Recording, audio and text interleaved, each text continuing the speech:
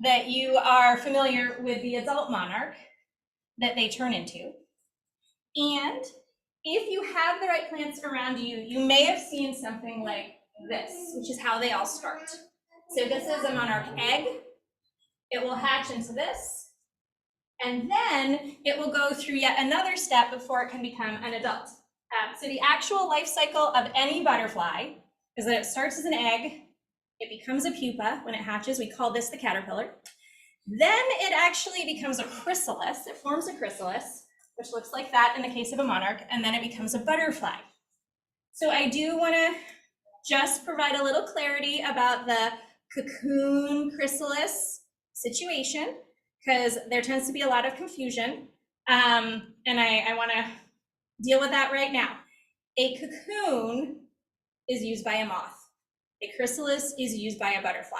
You cannot get a butterfly from a cocoon. It does not work. If you think about your average cocoon, they tend to be fuzzy or hairy. They can even kind of irritate your skin. They're nice, kind of oblong, rounded shape, whereas a chrysalis tends to be shinier, smoother. Sometimes it can even be see-through. And it's a little bit of a different shape, and those shapes can actually change quite a bit. For example, the eastern tiger swallowtail, the chrysalis almost has like a Y shape to it so that it looks kind of like the twigs it's attached to.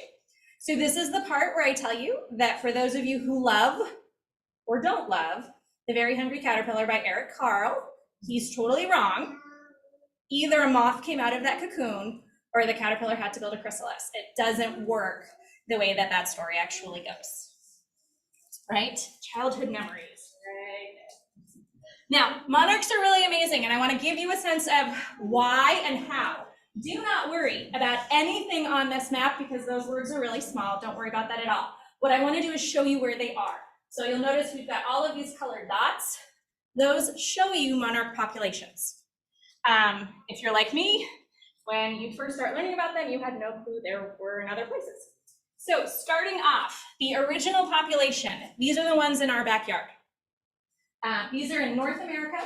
They're a migratory species, so they're traveling pretty big distances between Mexico and Canada in some cases. And we believe this is the original species. At some point in their long history, some of them spread south into Central America and the very northern part of South America, so above the Andes, above the Amazon, right there. These guys don't actually really migrate that much. Where they are, it's not summer, winter, it's instead wet season, dry season. So they move maybe 60 miles in their seasonal movements, which is very different from going all the way up a continent, right there, but they're still the same species. There is actually a southern monarch. It's very similar, but different enough that they can't interbreed. It's found in South America here. It migrates as well in the winter. But interestingly enough, it migrates south in the winter. So if you think about a monarch up here in New Hampshire, it's going south in the winter to get warmer. But a monarch in South America going south in the winter is actually going to a colder environment. So it's kind of an interesting switch that you wouldn't expect. You'll then notice I've got lots of other colors here. And that's because there are newer populations. They've made it all the way across the Pacific so that there are even some in Australia. That all happened roughly in the 1800s. We think it was the California Gold Rush.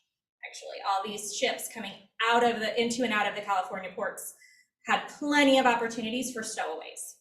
And so first they make it to Hawaii, and then they start to spread, kind of island hopping, so that by 1871, there were actually multiple first sightings in Australia, which is impossible. If you've got multiple first sightings, you've actually got a breeding population that somebody finally noticed. And the ones in Australia do migrate a little bit, seasonally, elevationally, like high elevation to low elevation. One thing I will say is that in order for any new monarch population to work, you have to have milkweed. You can't do it without it. So there had to have been milkweed showing up in these islands before the monarchs got there. Doesn't have to be our milkweed. And in fact, in Australia, it's mostly Caribbean and African milkweed milkweed species that they use. And then there are a few like pinpricks right here in Northern Africa, Southern Europe. These are also small populations. We don't know how they got there. It could have been a boat. It could have been a really big hurricane. Who knows? We just know that there are these smaller populations, and every now and then, one that's clearly been caught in a weather front will show up in a funny place like the UK or something like that. So they get around, certainly. We're really interested in this species, this particular population, but I show you all of this just because it becomes a little bit important when we talk about like endangered, not endangered, that kind of thing. The other thing that makes this particular group amazing is that they're migratory species. So I'm going to show you this year's migration. And the way that this works, there is an amazing citizen science website. It's called Journey North. And basically it asks people to pay attention to the first time that they see something every year. So it could be the first time you see a monarch butterfly, but it could be the first time you see a hummingbird, or the first time that a certain flower blooms. And they want those dates so that they can actually see how things are kind of happening through the season. So you can kind of see spring arriving. But the other thing you can do is you can compare this year with 5 years ago, and you can see if there are any changes. So this is this year's, starting there. So if you look, there are these lighter, it starts off with lighter and then they get darker as you go through the season. This is kind of our first wave. So by March 21st, monarchs have made it out of Mexico. They've made it into the southern United States, right here, and sort of you're spreading in this way. By the time we get to third week of April, they've now gotten possibly as far as the Great Lakes. Okay, so basically a month, a little less than a month, they're now kind of spanning the United States.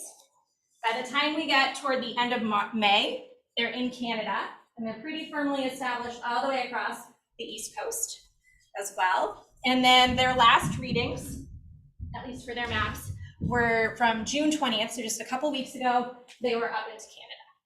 So that was the migration for this year. It looks very similar to last year's migration when I compared it, but you can see as we start off lighter and get to darker, you can see that kind of spreading out. This is a huge migration. I mean, think about how excited we would be to drive that distance, and then you're going to be a butterfly, and you're going to make that distance work. And you do it in even a more exciting way, because it's not just you. It's more than one generation. And that's another thing that makes monarchs amazing. It's multiple generations. They don't all live for the same amount of time. They don't all travel the same distance. Like, they do all sorts of things. So starting with those same maps, in that first month, there have been a bunch of wintering monarchs in Mexico.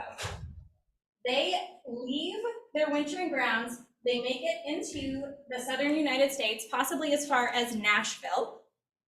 They lay eggs and they die. 2 to 3 weeks later, those eggs hatch. Those monarch caterpillars are ravenous. They eat as much as possible. They form a chrysalis. They become adults, and then they fly.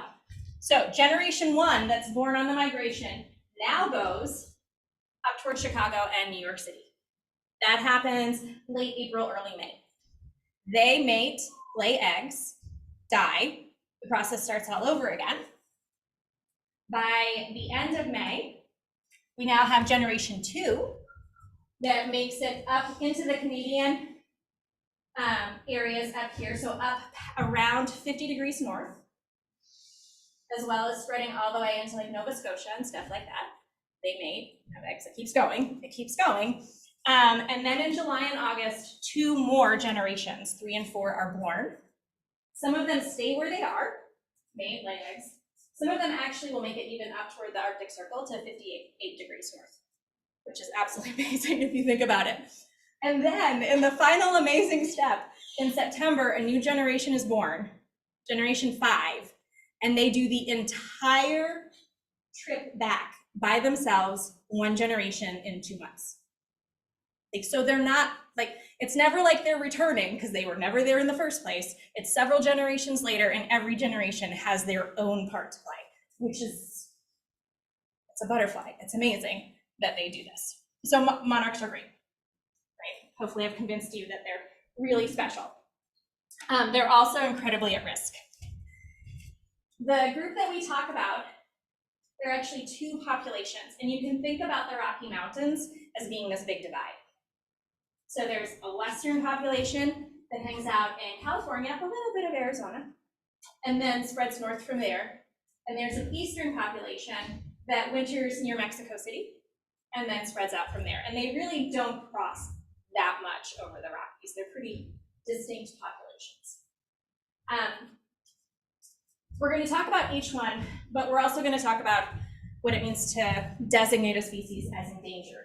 So last year, the IUCN, which is the International Union for the Conservation of Nature, it's a group of researchers, scientists, conservationists who try to give us a sense of which species are really having challenges and why. They decided that not the global population, but the migratory population was endangered.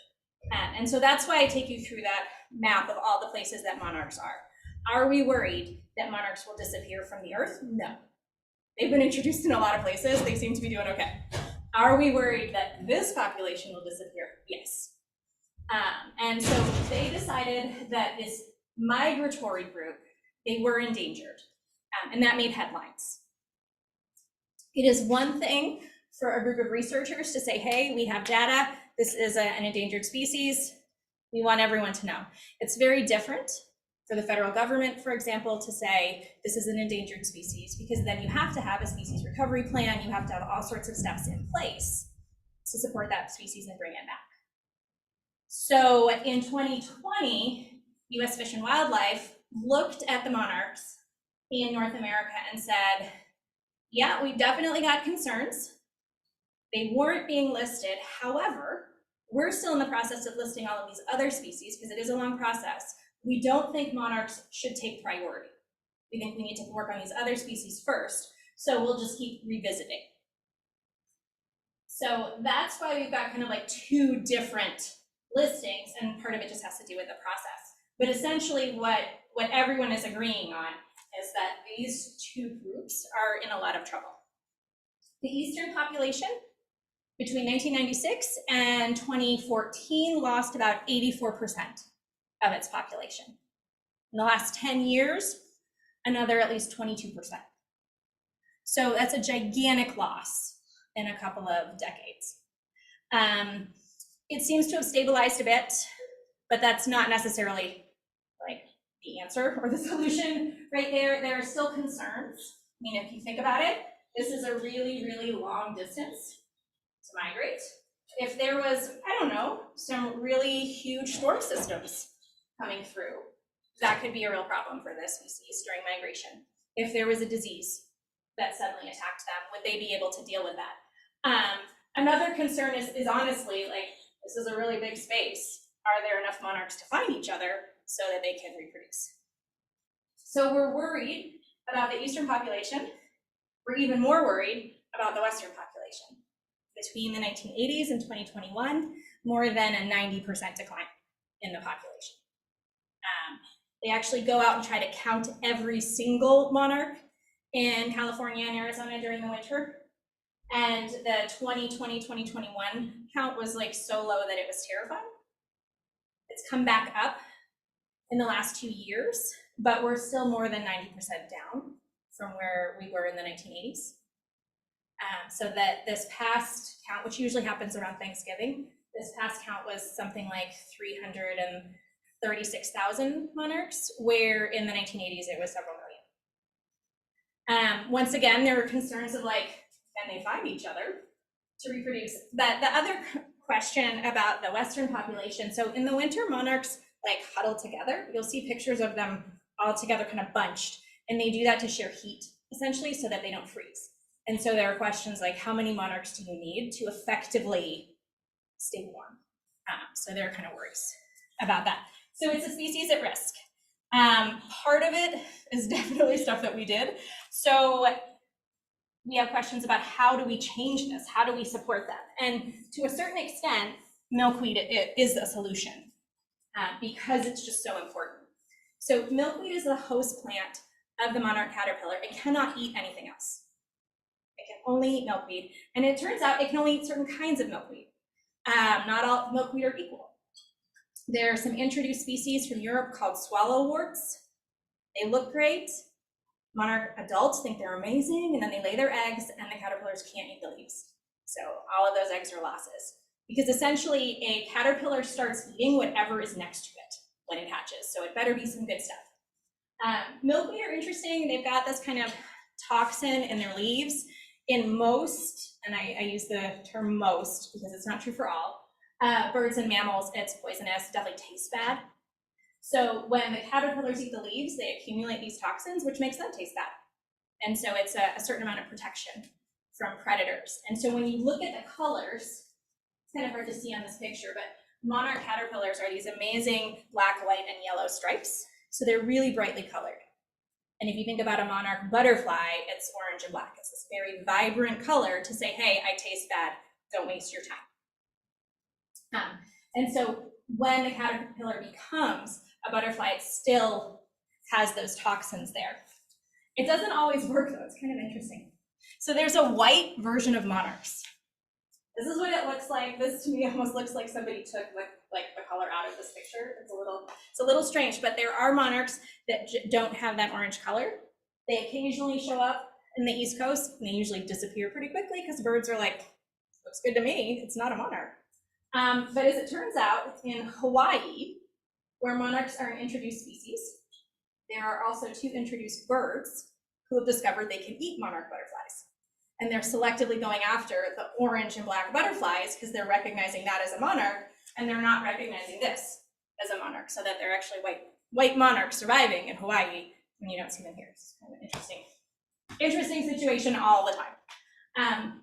So you have to have the milkweed. Once the caterpillars are big enough, like that guy said, good size, they do leave to find another place to make their chrysalis. They don't do that on milkweed.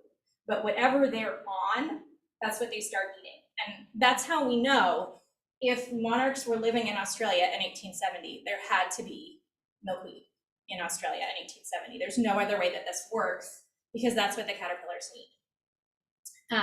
The thing is, there are different kinds of milkweed. We usually think of this one. This is the common milkweed, as its name implies. We see it most often. 90% of the monarchs wintering in Mexico were born on something like this right here. This is kind of the preferred. We see these along our roadsides, in meadows. As I recall from my years here, if you go to the edge of the NHTI campus, there is a big field by the community gardens, and it is filled with milkweed. And it's this common variety right here. Milkweed actually spreads by a rhizome. It's got this big root that spreads underground. So a bunch of milkweed, if they're within 5 meters of each other, they're probably interconnected. It is perennial. Some of the milkweeds in the prairie states can live for 100 years, which is kind of amazing for a plant that's not a tree. So this is what we normally think about.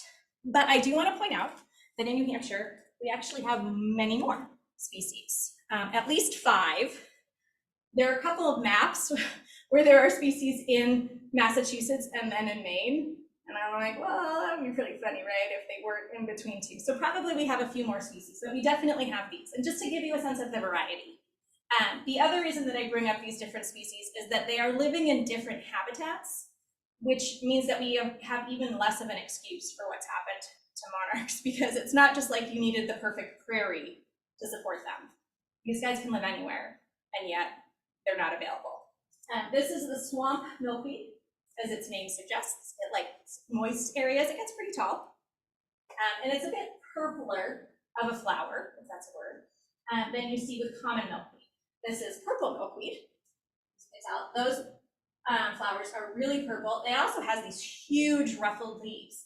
This likes to be in dry areas, and especially dry sandy woods. So you'll see this growing in shade. It is also endangered in Rhode Island. This is the clasping milkweed. The reason it's clasping is because those leaves come right up to the stalk. It likes dry areas, but lots of sunshine. The butterfly weed goes in a completely different direction, bright orange flowers. It's about this tall, and it likes really hot, sunny, dry locations.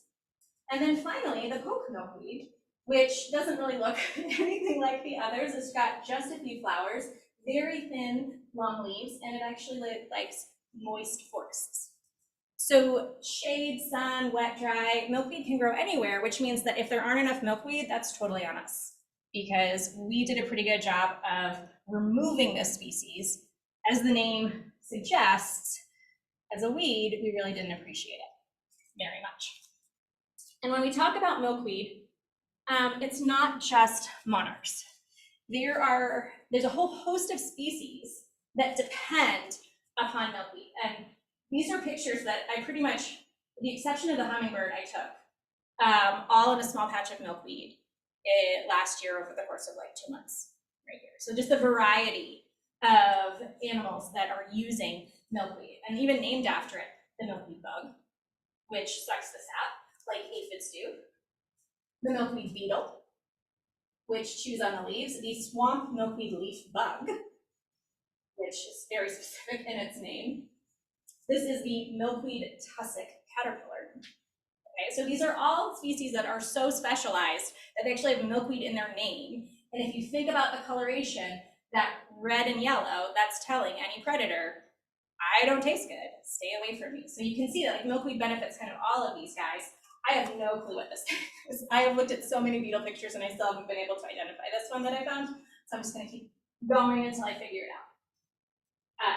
Then you've got those that use the nectar, right? Bees, hummingbirds. This is the great spangled fritillary butterfly, which we have here in New Hampshire. And then even the seeds are used sometimes. This was last year, right when the seeds were starting to kind of be let go and floating on the wind. I found this pile of seeds right under a pod, and the seeds had all been chewed on, but then left in a pile. So I figure some rodent was like, this is an awesome lunch, but I'm only gonna eat the good parts and then leave the rest behind. So even the seeds are useful. It's a whole community that depends on milkweed.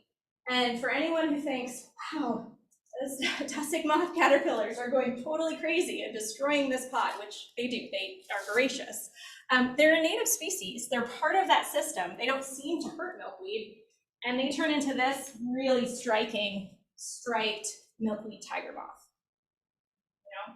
So these are the immediate consumers. They need the milkweed. Then we've got those even larger milkweed community who come looking for other food.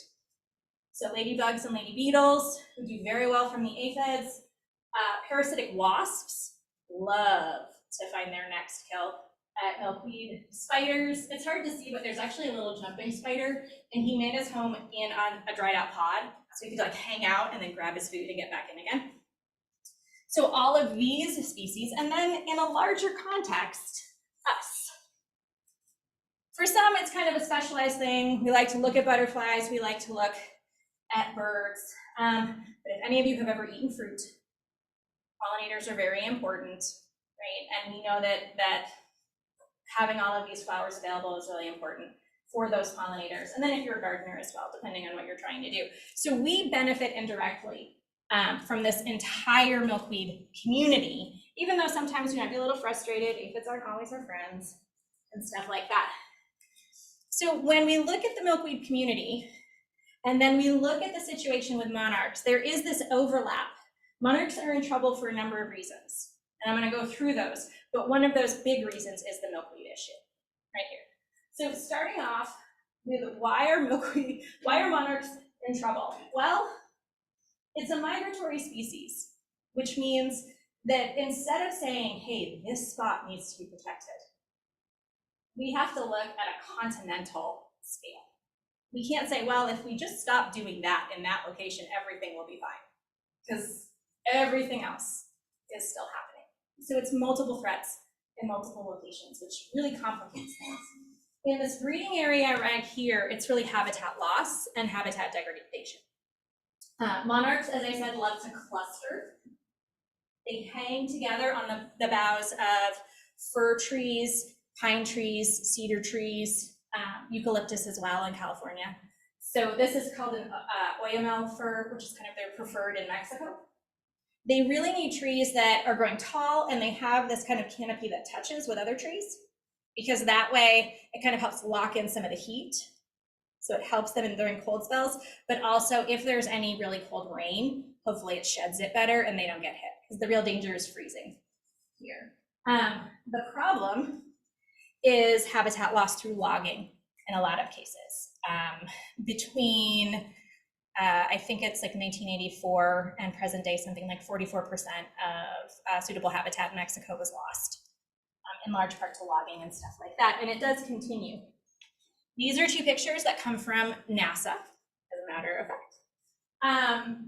2004, 2008, it's the exact same location. This right here shows you the forest the way it was. This right here, you can see, even if you can't see the individual trees, it's definitely browner down here. And that's because there was a huge amount of thinning and then clear cutting. And this white line shows you what actually is the Monarch Preserve versus outside of the preserve. So the logging was happening right in the middle of the Monarch Preserve. And those white circles up there show you in a given year where most of the monarchs were wintering. So this loss of habitat in the winter is a huge issue. But even if we stop the logging, another factor is climate change. So modeling shows us that in California, probably suitable habitat, which is right now on the coast, will head inland. Okay, so hopefully that will work. The problem with these forests in Mexico is they're up on a plateau, or they're up on plateaus. And if you think about Mount Washington, if you are a species living on Mount Washington and it gets warmer, you can move up a little bit. And you can move up a little bit. So maybe move up a little bit more. And at some point you run out of mountain. You can't go any higher. And it's the same problem in Mexico, that because they're already up in a plateau, there's a certain point where you just can't go any higher. There's actually an experiment happening. They started it a couple of years ago where they're trying to transplant these trees about 400 meters up in elevation so that they'll already be there by the time that the habitat lower down is less suitable. We're not sure if it's going to work, but we'll see what happens. So there are these problems in the wintering areas, but even if we fix those, there are problems near us. And so this is the part where we kind of come in and the things that we can do. Once again, habitat loss is the biggest issue. Some of it, when we think about it, I mean, do we care about milkweeds? No. So there's kind of this natural tendency to not notice. Sometimes there really is a reason that they're cutting them all down. This particular roadside mowing is so that if there's a wildfire, the fire has less of a chance of getting to the road. You know, they're doing it for a protective reason, but at the same time, it is removing that resource. However, agriculture has done a pretty good job as well. Before we had lots of herbicides, you would have all sorts of weeds growing in between all the rows, and that provided habitat. But once we had really effective herbicides and then special seeds that could handle those herbicides, now you could completely remove all the weeds in a field, like the soybean field, and now you've lost all of that habitat. We use pesticides as well. And so some of the things that are especially used for aphids are really bad for butterflies too. So it's a combination of reasons, but essentially milkweed has been removed from a lot of systems. And so even though you've got these monarchs that are making the journey, they're not always able to find the resource they need, the one resource they need in order to actually reproduce. But that's where we come in. And by we, I mean all of us. That's where we kind of can start doing some things. So we know that milkweed is important. We don't know exactly all of the details. There are a lot of questions because as a weed, we haven't always paid attention. So there's a group out of St. Olaf College, which is the Milkweed Adaptation Research and Education Network. We say Marin because it's a lot easier when we're talking about it. But basically they're organizing national projects because it's great to be able to do research in one location. But with a species like monarchs, which is going across an entire continent, you really do need to know what's happening in lots of different places. So they're focusing on milkweed across North America. And they've got several big questions to help us understand what is the relationship exactly between all of these species and milkweed, and then what happens when parts of that system start to change. And there are a couple of reasons for that. One of their questions is, have local milkweed populations adapted? Are there certain populations that are really good in dry areas or hot areas or cold areas? Any of those things. People are, now that they're aware, are planting milkweed all over the place. The question is, like, is there targeted way this should be happening. Should we just send a bunch of seeds out there and see what happens, or should we try to match? And we don't know. So should we try to match? So if any of you have milkweed in your backyard, they specifically would love for you to send them a couple samples. They would love to get some of those seeds so that they can see what's happening in New Hampshire versus in other places. Then are there these patterns? Meaning, are certain species always using the milkweed? Does it happen at certain times of year? Like maybe just the flowers are important or the leaves? Trying to figure out what's going on between all of these groups, including monarchs. And then finally, how does climate change throw a monkey wrench into all of that? Because certainly we can all agree things are getting warmer. And if that changes when things are happening or changes phenology, does that create a problem? And so these are kind of the questions. And so some of the research that we're doing focuses on these. So one of the big questions was, do warmer temperatures change milkweed? Like when milkweed is doing things? And that has been answered by Howard in 2018. Don't worry about most of this stuff. Here's what you need to know. As we go this way on this line, it gets warmer and warmer and warmer. As we go this way on this line, we go through the year. So this is December 31st. This is January 1st. This is the day that milkweed first started blooming. Okay? Basically, the question is, as we get warmer temperatures, does milkweed bloom earlier? Right? Pretty straightforward question. And the answer was yes. It's there. It's a couple, you definitely see a couple days earlier as it gets warmer and warmer and warmer. So we know that much. And if you think about it, I think intuitively, it makes sense to us. If the snow melts earlier and the milkweed come up earlier, why wouldn't they flower earlier? That kind of progression makes sense. So then the question becomes like, is that a problem? Or is that good? Milkweed coming up earlier, flowering earlier, more food for monarchs? Milkweed coming up earlier, flowering earlier, bad for monarchs? We don't know. So that's what we're kind of trying to figure out. So part of the work that we did this year was to ask that question as part of this national project. So there were people all over the country who were basically planting milkweed seeds, planted 3 sets, so that advanced was planted, and then 10 days later, middle was planted, and then 10 days later, delayed was planted, so that you've got these seedlings of different ages. And at a certain point, in my case on June 5th, I put them all outside in little groups, one of each, and I left them there for 2 weeks. And the question was, every few days when I go back, what's eating them, how often, what's there? Is there a difference? So these are my data from the work that NLRA did this June, right here, comparing, and there's really no difference, at least from our data, whether it's an older plant or a younger plant. Having said that, if you guys remember early June, I put them out on June 5th, and pretty much for the next 2 weeks straight, it rained every single day. So the slugs had a blast. The slugs did so well. It was really amazing and frustrating. I had sticks left in some cases. But the slugs didn't seem to care. Old plant, young plant, doesn't really matter. So something to repeat so that we have more data, and then also to use the data from other sites in the United States and combine them, where hopefully it didn't rain every single day, and get a better sense of what's going on. Because one thought was, well, older plants would have more toxins, right? So maybe they're less interesting.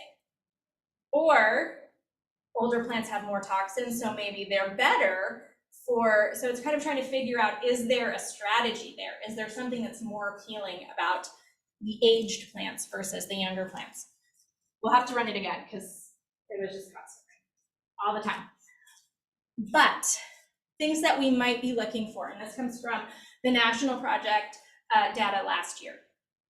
So one question was, are certain insects preferring certain kinds of milkweed? So these are aphids that we're looking at here. Taller milkweed, more aphids. So for whatever reason, aphids like tall milkweed. What is that about? I couldn't tell you. Do they have more pods? Is there just more space to spread out? I don't know. But if we now have a longer growing season, our milkweed is going to be getting taller and taller.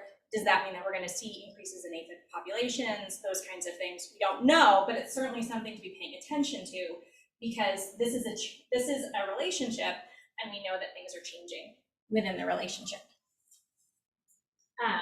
And then the other thing that Marin is looking at that we're in the process of doing data collection right now. So these are not my data, these are last year's data from Marin. I've only done 2 out of the 3 weeks so far, is what is visiting the flowers as you go through the summer. And insects aren't like all hanging out together equally. You know, some of them like some habitat, some like another, some are more in the beginning of the summer, if you think about black flies, some are later in the summer. And so if we see these changes over time, don't worry about reading it, just notice that the colors change as we go through the summer. What's happening is fewer beetles going to the milkweed, but more bees. Why is that happening? We're not entirely sure, but at the same time, does that mean that milkweed are really important for bees later in the summer? So what happens if they shift earlier? Will they still be a good resource, or will there be a mismatch? So that's kind of one of the big questions, is this mismatch of climate change. And so that's how we're trying to get a handle on this. We know that monarchs are in trouble. We know that milkweed are key, but we don't understand all of that relationship. And so by trying to get a better sense of how all of this fits together, the green is the butterflies right there. Butterflies earlier, not, and then later. Why? Who knows? So trying to get a better sense of how to do this well, so that we can support those populations and make sure that, you know, monarchs aren't kind of just one in a long line of endangered species. So that's what I've got right there. I'm happy to answer questions. If anyone's interested in any of the citizen science stuff, please let me know, because I'm happy to share the links. Marin is always looking for more groups to get more data and more seeds. So if you have milkweed seeds, they want them. And with that, why do they want milkweed seeds just from my backyard? So what they're trying to see is, are the different milkweed populations, for example, in New Hampshire, better adapted to certain conditions than the milkweeds that are coming maybe from Kansas? You know, and so what they're doing is they're trying to get seeds from all over and then growing them under exactly the same conditions to see what the differences are. Because then, so for example, the seeds that I used and then everyone uses in that like seedling planting, they all came from the exact same supplier in Minnesota, which is great because it meant that we can compare across everything because they all came from the same place. But if that's like the main supplier and you're not actually in Minnesota, are you getting seeds that actually make sense for your particular location? But it could be, it maybe milkweed can handle everything, it doesn't matter, but maybe not. Yes.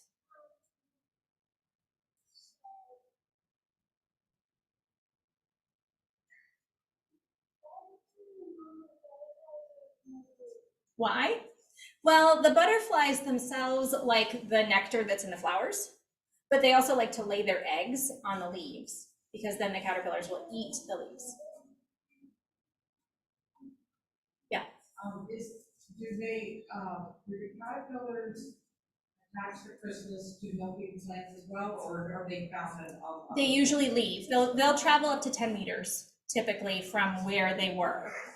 They like taller vegetation, so they'll usually not milkweed. They'll usually go to a different spot. That's why I don't find them. That's why you don't find them, right? So you've got this caterpillar and you're so excited, and then it disappears because it's gone someplace else.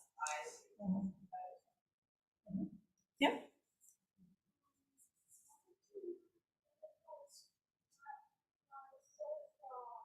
Well, that is a fantastic question.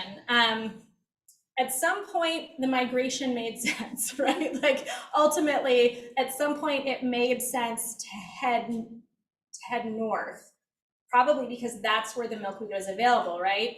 If milkweed has a specific growing season and you're kind of going through these stages, once it's exhausted down here, maybe you head up to the next and then the next. But monarchs are essentially a tropical species. They can't handle cold, so they have to leave again, like otherwise they freeze. Other questions? Can I answer your question later? Since I live with you. Anything else? Yeah. Thank you guys all for coming. Thank you, Mirka. Yeah. This was awesome. I now will not remove my milkweed from the yard. Couple things about this evening. At about 8:15, we're going to show the birth of planet Earth in the planetarium. And all of the exhibits will be open the rest of the night. We're going to check out the skies to see if we're going to open up the observatory. They were still a little bit cloudy in our research. But we'll let you know after the planetarium show if the observatory will be open. But we will be here until about 9:30 tonight, so thank you so much for coming. Thank you too. Yeah, Thank you everyone online too. Yeah. What's up? What's your question? Did you have another question? So you have to know science value. We're not going